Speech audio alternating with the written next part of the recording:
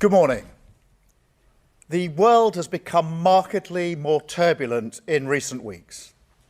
Events are moving fast, and in moments like this, what matters most is being clear about the values and the interests that guide us, even as circumstances change. The United Kingdom has a long history. Our values were not improvised. They were built patiently over time. And while we are pragmatic in how we pursue our interests, we are resolute in defending those values when it matters. So let me begin with the United States. The UK and the US are close allies and close partners. That relationship matters profoundly, not just to our security, but to the prosperity and the stability that people here depend upon. Under President Trump, as under previous presidents, we're determined to keep that relationship strong, constructive, and focused on results. And that approach is delivering. Through sustained engagement, we've seen significant US investment into the UK economy, running into hundreds of billions of pounds, supporting growth, skills and jobs right across the country. Our cooperation on defence, nuclear capability and intelligence remains as close and effective as anywhere in the world, keeping Britain safe in an increasingly dangerous environment. We've secured good trading terms in key sectors, including cars, steel, aerospace and life sciences, protecting British jobs and manufacturers. That is why we take the approach that we do, because it delivers concrete outcomes in the national interest. I talk regularly to President Trump, and my team is in daily contact with all the key figures in his administration. These relationships matter.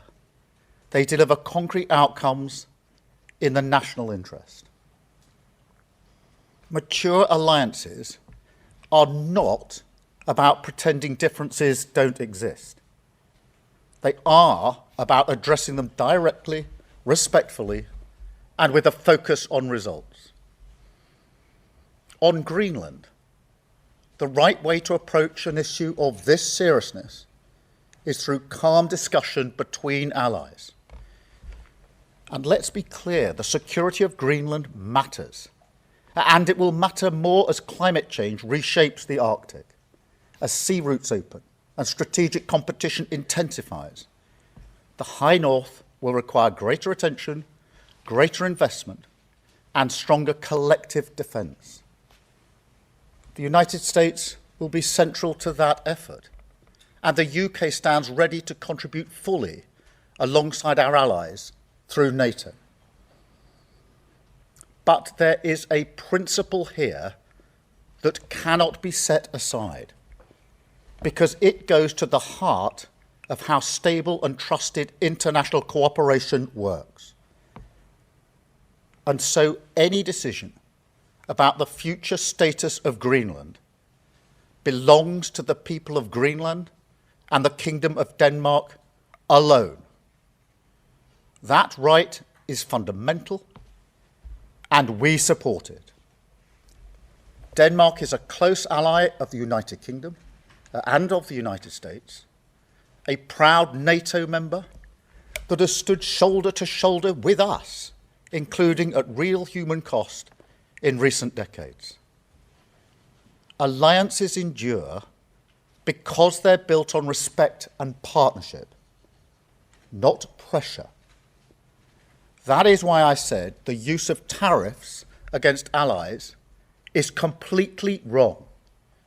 It is not the right way to resolve differences within an alliance.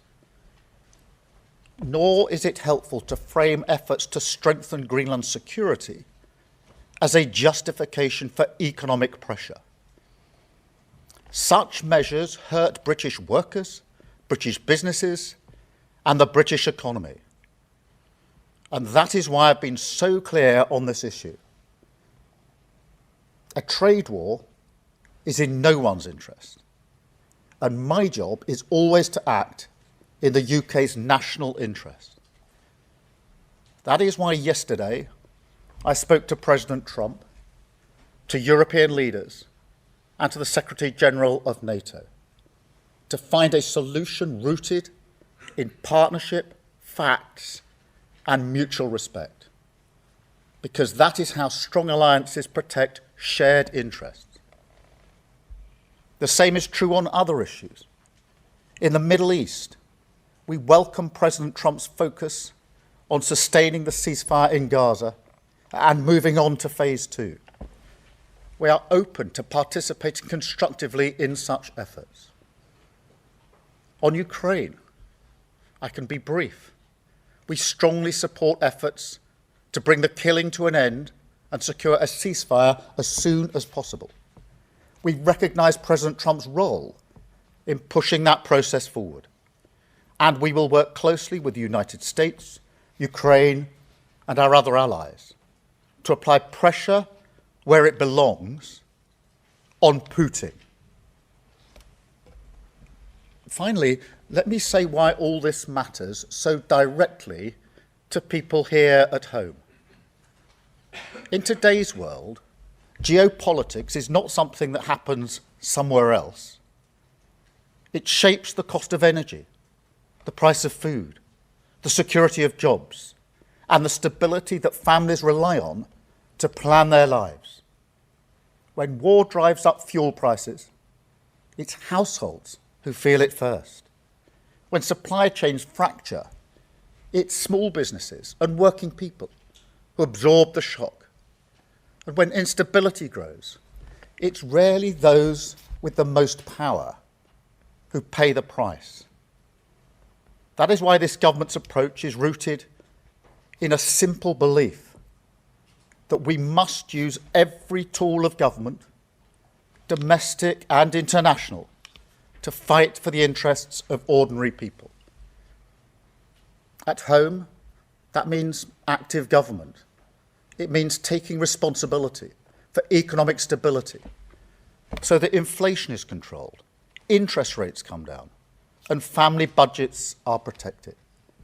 It means stepping in where markets fail, strengthening resilience, and ensuring that global shocks do not always land on the same people in the same places, the people least able to withstand them. That's why we've taken action to reduce energy bills, to freeze rail fares and prescription charges. But tackling the cost of living today also means engagement beyond our borders. It requires shaping the world around us, not retreating from it. It requires strong alliances, steady diplomacy, and rules that reduce uncertainty rather than amplify it. That is why our commitment to international law and to alliances founded on trust is not abstract or ideological. It's practical. It's about stability, predictability, and fairness. The conditions that keep prices down, jobs secure, and economies resilient. That is what active government looks like in an age of uncertainty. Steady at home, engaged abroad, and always focused on protecting the people that we serve. Britain is a pragmatic country. We look for agreement. We believe in partnership. We prefer solutions to slogans. And we will not indulge in commentary and gesture politics that harm the British people. But being pragmatic does not mean being passive. And partnership does not mean abandoning principle. That is why it's important to be clear about who we stand with, what we stand for, and where our interests lie. Now, this is a moment for the whole country to pull together. So I warmly welcome the support we've had with regards to Greenland and the proposed tariffs from the leader of the opposition. I thank her for her support. At moments like this, there will always be people who reach for the performative, who think an angry social media post or grandstanding is a substitute for hard work. That's an understandable instinct, but it's not effective. It never has been. It may make politicians feel good, but it does nothing for working people whose jobs, livelihoods and security rely on the relationships that we build across the world. So to conclude, we will work with our allies in Europe, across NATO and with the United States. We will keep dialogue open. We will defend international law. And we will use the full strength of government at home and abroad to protect the security, living standards and future of the British people. That is the approach I will take as Prime Minister, and that is the responsibility that this moment demands. Thank you.